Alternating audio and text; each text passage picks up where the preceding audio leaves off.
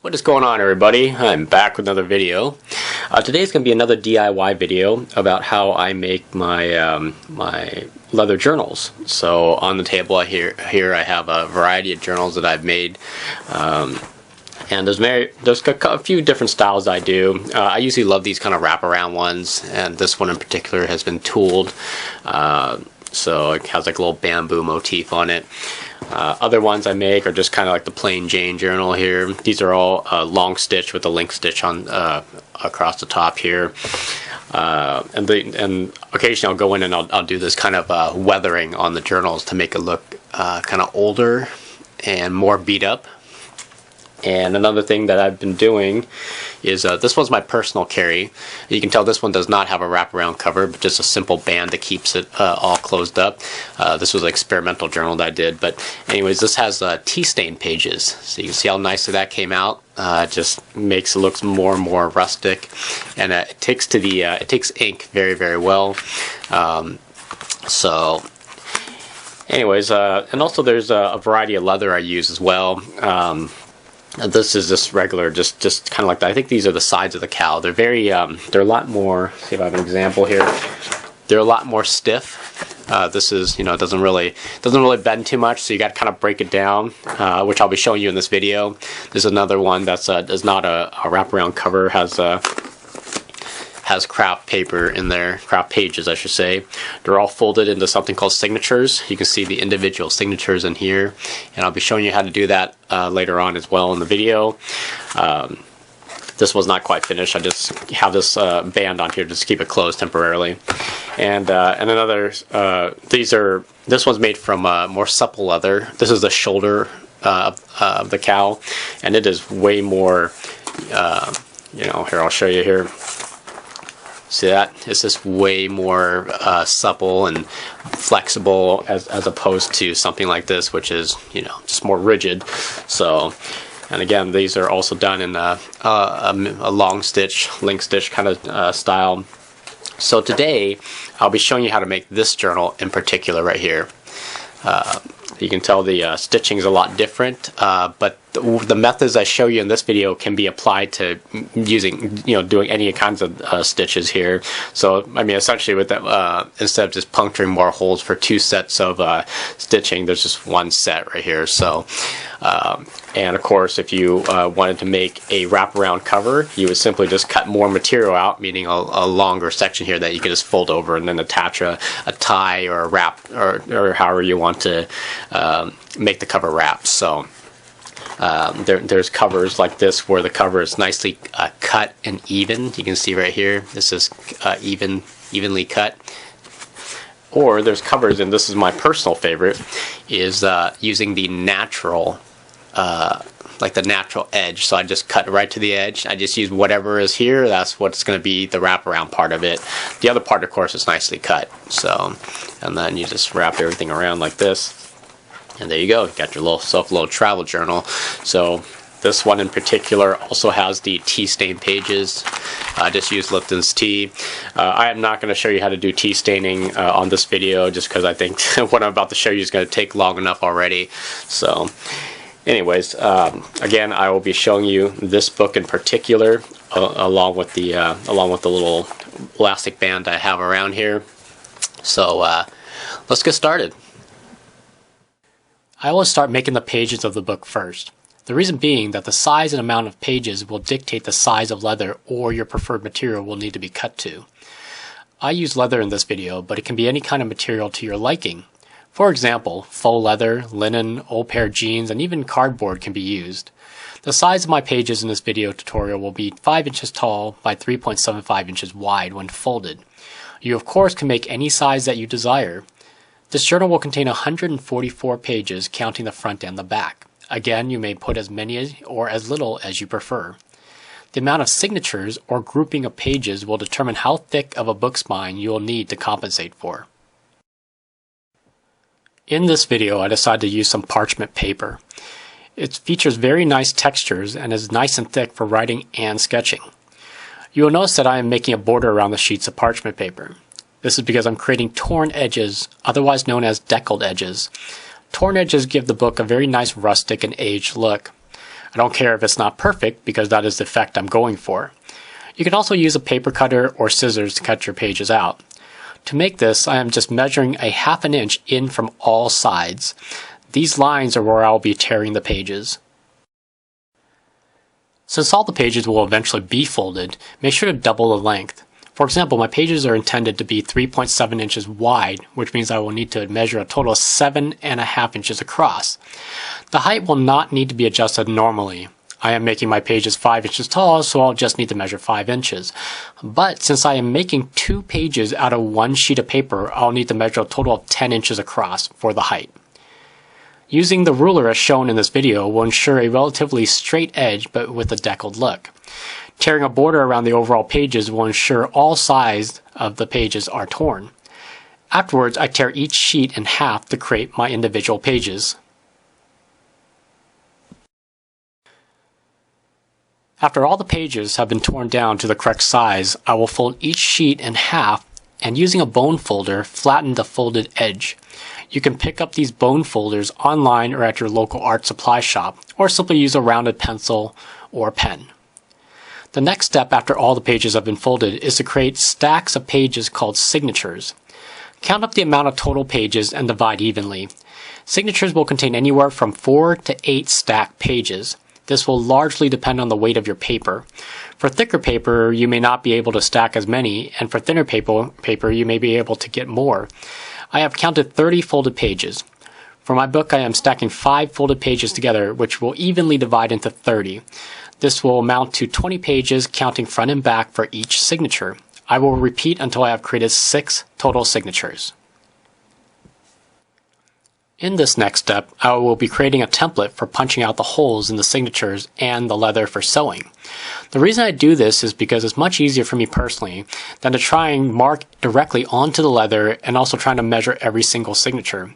It is much simpler to create a punching template which ensures all the holes will be more or less lined up perfectly. The second reason is if I intended to make more of these journals, I will already have the template and will not need to measure any of the hole positions. To start the template, I cut out a thick 50-pound stock piece of cardstock to the height and the length of a single folded page. Then I cut out a second piece of the same cardstock with the same height but not necessarily the same length. The first sheet is for the signatures and the second sheet is for the leather. To make the paper template for the signatures, fold the sheet intended for the signatures in half. Remember to make sure you're folding the page correctly to match with your signatures. Measure in from the top and the bottom about 1/4 inch. Then I measured in 1 inch from each 1/4 inch mark. These will be the holes you will be punching. You may adjust any of these measurements as you wish. Different size books will need to be taken in consideration. After marking the paper, simply take an awl and punch each marking. Afterwards, I write the words top and the size of the pages it was intended for. This way I can reuse this template the next time if I decide to make another one exactly the same.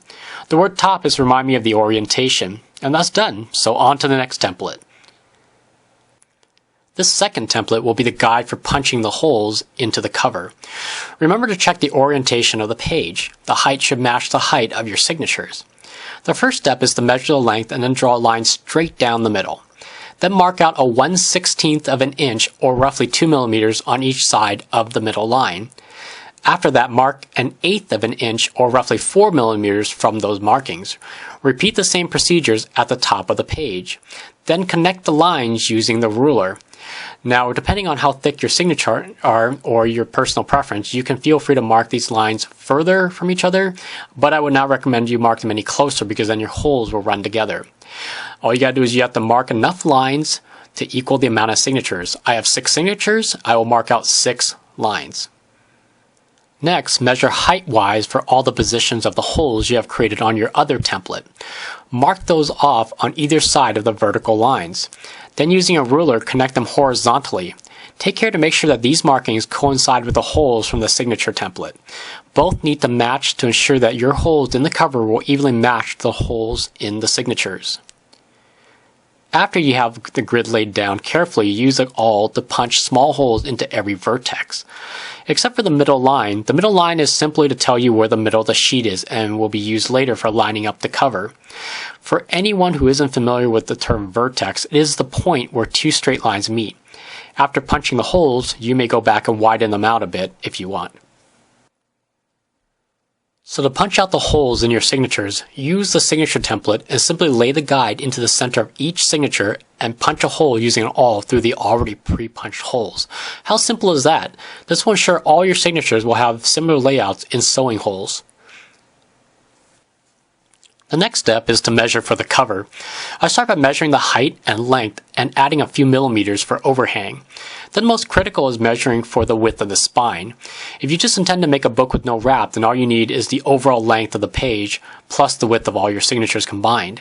If you intend for a wraparound cover, then you'll need to measure for the additional length of the cover. I use a triangle to get a 90-degree angles for my cover. I prefer to cut my leather using an X-Acto blade and a metal ruler. After I measure and cut out my cover, I will test fit the pages into the cover. If you want to be safe, you could always leave a tiny bit more of material and trim it down during the test fitting. To measure for the spine width, loosely hold on to all the signatures together and take a quick measurement with a ruler.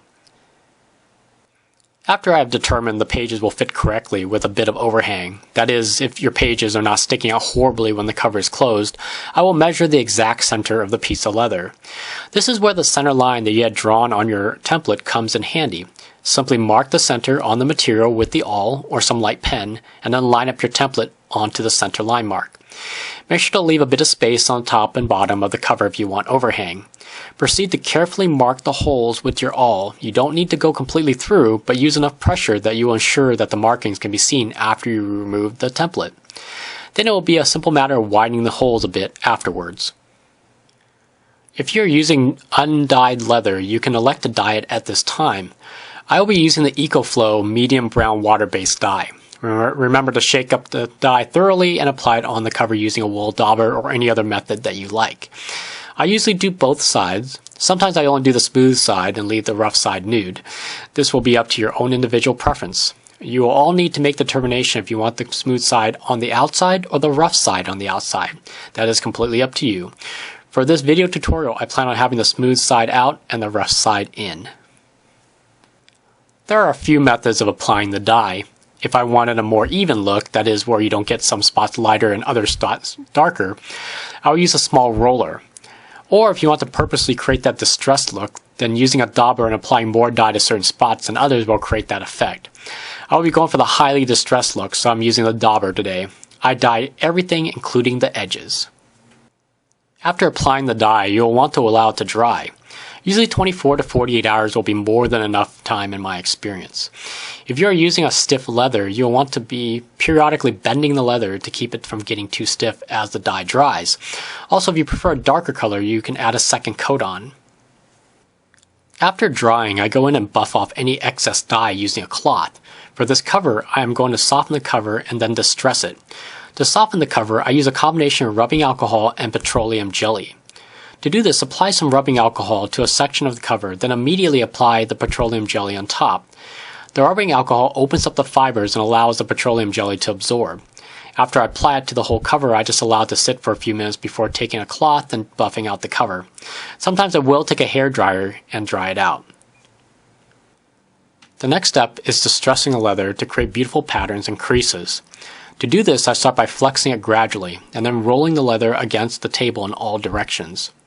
I repeat this over and over while flipping the leather and rolling it from both sides. After a while repeating this action, you will begin to notice how much more softer and pliable your cover is becoming. You can do this as much as you like. The leather will only get softer as you distress it. If you are using a more supple leather, you may want to skip this step as there may not be a need to make this leather any softer. The final step on the leather is the weathering. I use a scouring pad and I go over the cover at the corners and the edges to rub away some of the dye. This gives it a more rustic and aged appearance. Use your imagination and try to picture where the wear marks would be on the cover. Think of all the places this book could have been set down and how it's been banged around for years. Sometimes I'll go in with some sandpaper and put deeper gouges in certain places that add more to the weathering. Okay, finally we come to the really fun part. This is where you'll watch your book take shape. I have elected to use a strong waxed linen thread. I get mine from Tandy Leather. I have 3 colors to choose from currently, and I'm thinking about the tan one, which will match very nicely with the brown cover. I roughly measure out 7 lengths of thread, that is at least the height of the cover. That is 1 length for each signature plus an extra, so I'll have a bit of wiggle room. I just make sure the length measured out will be longer than the length needed.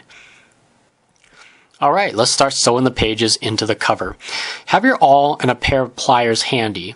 The awl is to widen the hole in case the needle is having trouble going through, and the pliers are handy to aid in pulling the stitching needle through. This will save your fingertips in the long run. Start by taking one of the signatures and sewing through the topmost hole from the inside to the outside. Pull the thread through and leave about 2 inches behind. Then sew through from the inside to the outside on the top left hole of the cover. This is where the pliers come in handy. Use it to pull the needle through. Be careful not to pull at an angle, as this will snap the eyelet off your needle. Trust me, I've gone through quite a few doing this. Afterwards, take the needle and go back through the same hole you just sewn through. This is very important. Leave a loop protruding out of the sewing hole. Do not pull it through again. Next, insert the needle into the second sewing hole from the inside of the signature to the outside, and then from the second sewing hole of the inside of the cover to the outside. Do not tighten any of the thread at this time. This will be done after each signature has been completely sewn in. From this point, take the needle and insert it into the next hole, lower in line from the outside of the cover to the inside, from the outside of the signature to the inside, matching the sewing hole of both the cover and the signature. You should start seeing a pattern now. Basically, you'll be repeating this in and out routine throughout the sewing process. Finally, take the needle to the last sewing hole from the inside and then outside on both the signature and the cover.